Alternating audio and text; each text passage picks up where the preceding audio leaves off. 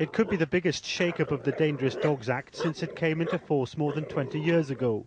Owners to be held far more responsible if their dogs go on to kill or injure.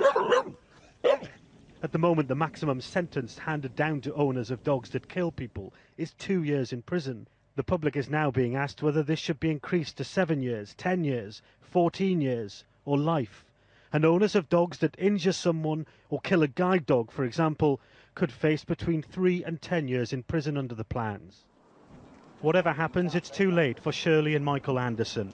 Earlier this year, their daughter Jade was killed by a pack of dogs at a house she was visiting near Wigan.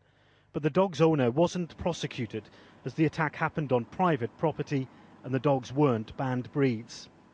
We welcome the changes. We think it's a next step forward. But the main campaign, what we're trying to do is we're trying to stop early prevention from it happening in the first place. Dog control notices, educating people, you know, making sure your dog's on a lead in public places, parks. You know, you go to your local park, you see dogs just roaming about, there's little children playing. And these are all early signs, indications of what can happen. It's really hard. But we want to try and help other people with it. We just don't want other people to go through what we're going through.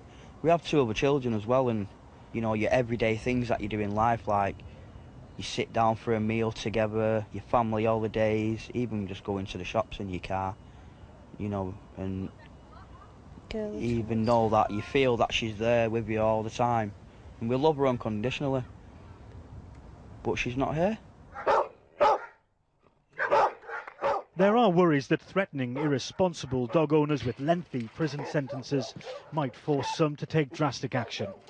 It may have the effect of people who are beginning to identify that the dog is aggressive may suddenly decide to abandon the dog because they're then fearful of what might happen in the future. So we could be in a position where we have an increased number of aggressive dogs being released or abandoned as strays, and that of course would be a considerable danger to the public.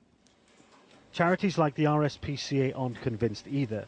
They say more should be done to prevent attacks in the first place, rather than punish the owners when the damage is done. Nick Martin, Sky News, Manchester.